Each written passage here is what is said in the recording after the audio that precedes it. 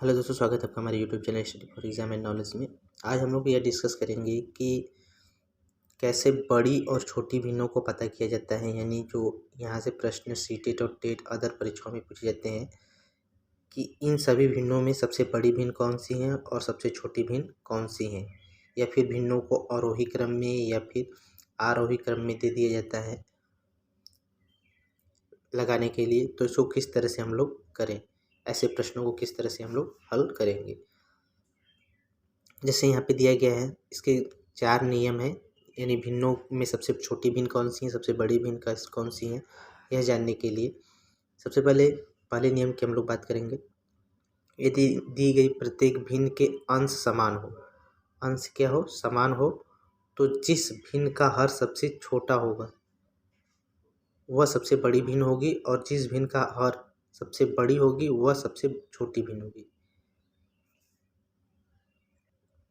तो जिस भिन्न का हर यहाँ पे बताया गया है, अगर अंश समान हो, अगर अंश सभी के क्या है, समान है, तो जिस भिन्न का हर सबसे छोटा होगा, देखेंगे हर जिसका सबसे छोटा होगा वह सबसे बड़ी भिन्न कहलाएगी। तो यहाँ पे 5/2 यानी 2 हर सबसे छोटा है, तो यह सबसे बड़ी भिन्न कहलाएगी।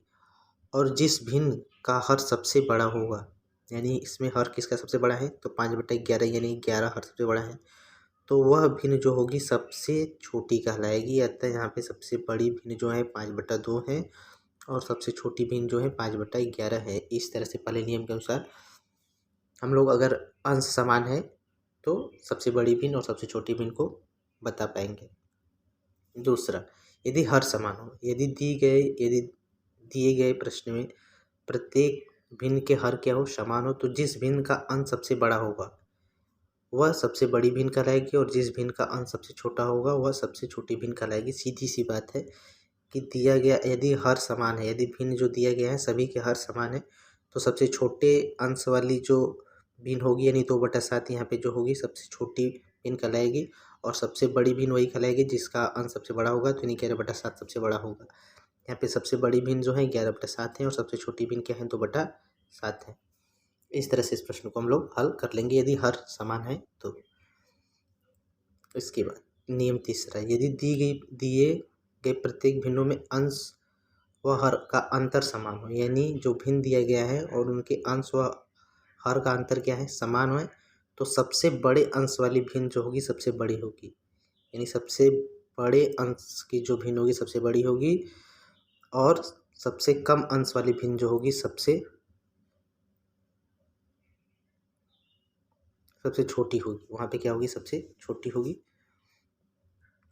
यहाँ पे बाई मिस्टेक यहाँ पे बड़ा लिखा गया है, ये आप लोग ध्यान नहीं देंगे।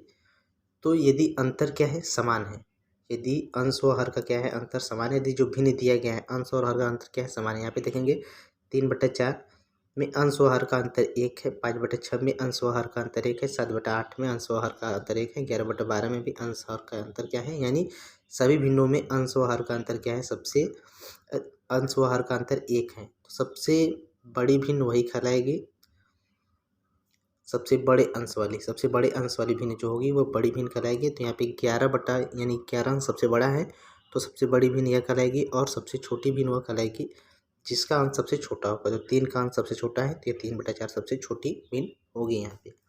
तो इस तरह से ऐसे प्रश्नों को हम लोग हल कर लेंगे। नियम 4 यानी रूल नंबर 4, यदि दिए गए प्रत्येक भिन्नों में अंश व हर अलग अलग हो, तो इसे दशमलव में बदल करके हम सबसे छोटी भिन्न और सबसे बड़ी भिन्न ज्ञात कर लेंगे।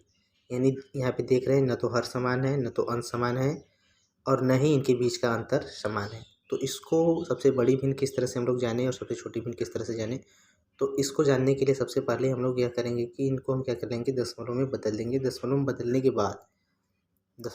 के बाद जो सबसे छोटा संख्या प्राप्त होगा वह क्या होगा, सबसे छोटी संख्या जो होगी वह सबसे छोटा भिन्न होगा। यानी यहाँ पे सबसे छोटी भिन्न क्या है, 2/7, और सबसे बड़ा संख्या जो होगा वो सबसे बड़ी भिन्न होगी, यानी 9/16 सबसे बड़ा है। तो आशा करते हैं कि आपको वीडियो पसंद आएगा। वीडियो पसंद है तो वीडियो को लाइक करें। Thanks for watching.